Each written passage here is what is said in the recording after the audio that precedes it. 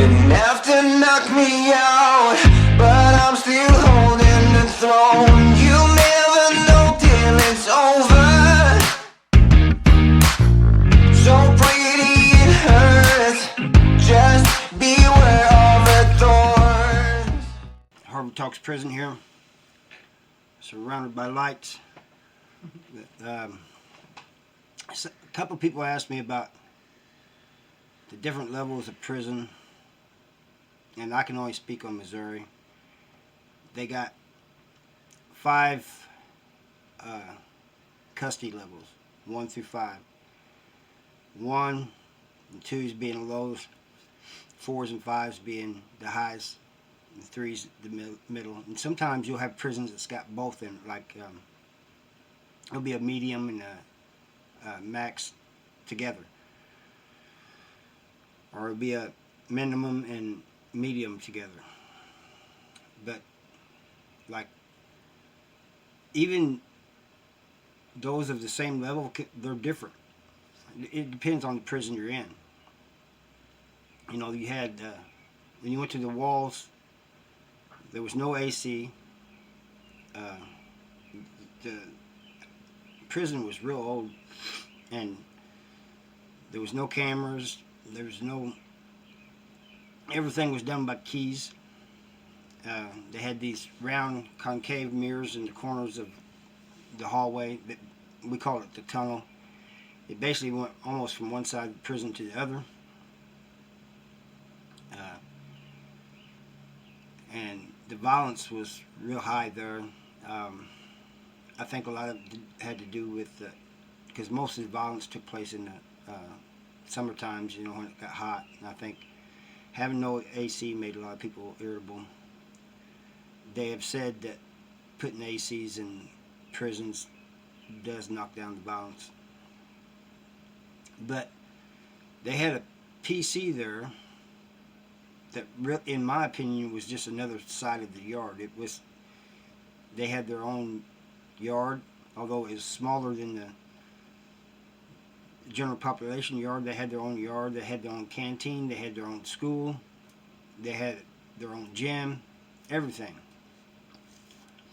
And so to me, it was just you're going from one side to another. But they had what they called red tag, which was like, it was PC too, but it was like they didn't get out very much. I mean, their lives were really in danger. And back then you didn't have to give a name or anything. Then Farmington was split into 2 sides, A side and B side. A side was regular prisoners. B side was those with sex cases, messed up cases, you know. But they had 9 housing units, and then they had 10 housing units, and then off to the side on B side they had another housing unit called 30 House, and that was where the laundry was at. And the laundry was done, you know, as part of the MVE, Missouri Vocational Enterprises. Slave labor is what I call it. But anyway, they did the laundry for the prison as well as 7 hospitals in that area, you know, like St. Genevieve, St. John's, and St. Louis.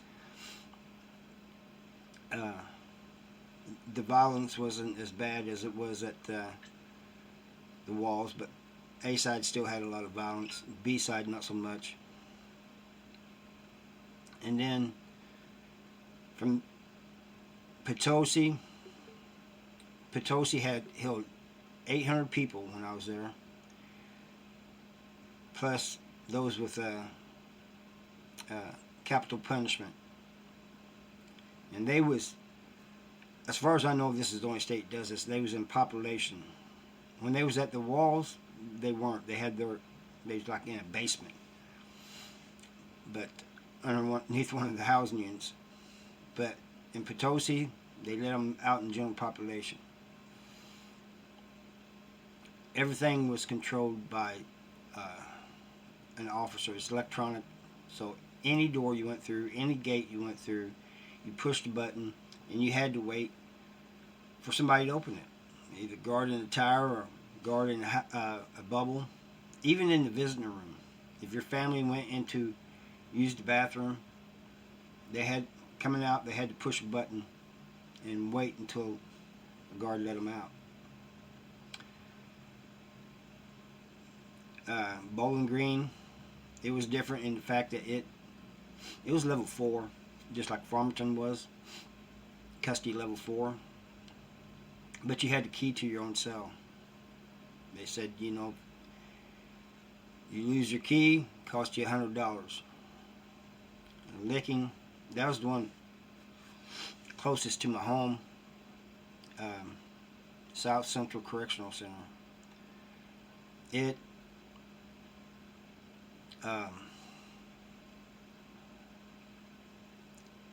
had a lot of electronics too, a lot of computers, you know, cameras and stuff, just like the other two. It seemed as I went on, they got more and more advanced. But it had 2 softball fields, 2 sides, and at first, when I first got there, everybody's just running around everywhere. Then they started letting only certain housing units out at a time. So, like, you could have one housing unit having a yard in the gym, another housing unit just having a yard. The others maybe in front of their housing units playing basketball. They had basketball courts in front of each of the housing units. But it was I kind of like that. Out of all the prisons, I kind of like that one. If you can like a prison, I didn't like any of them really, but what I'm trying to say, that was the one that I liked the best. Then I was in Algoa. Algoa was you went when they called lunch. You can go to the yard, or you can eat and go to the yard. It's all hill, so when you go to the yard and you come back, you have to walk up and down a small hill, and then if you was all the way up like 1 house or 8 house, you had to go walk up this sidewalk up this steep hill. Charleston, which is in southern Missouri, down near the Boot Hill. I've never been there, but I was told that if you was white, you had to you better be ready to fight. That's just the way it was, you know. It was you couldn't be soft down there at all, and it didn't matter if you was good at fighting or not good at fighting. You know, you had to fight. You know, that's just the way it was, because the whites were outnumbered down there by a long shot. And let's see. Like I said, I've never been to Charleston, but and a lot of these other prisons, I've never been to Mobley, but I heard a lot about Mobley. Moberly used to be called the Baby Walls, even though it didn't have a wall around it, it had a fence around it. Pacific, it's near St. Louis. Again, I don't know a whole lot about it, and so I can't really speak on it. I think it was level 4 when I was in prison, maybe a 3. But I knew a lot of people that went there, and a lot of people came from there. But you could visit with your people outside. You know, the visiting room was pretty much outside, and they had a little area where you can go in and buy drinks and stuff. Vending machines. When I was in Potosi, there was a guy that came from there, and he said that he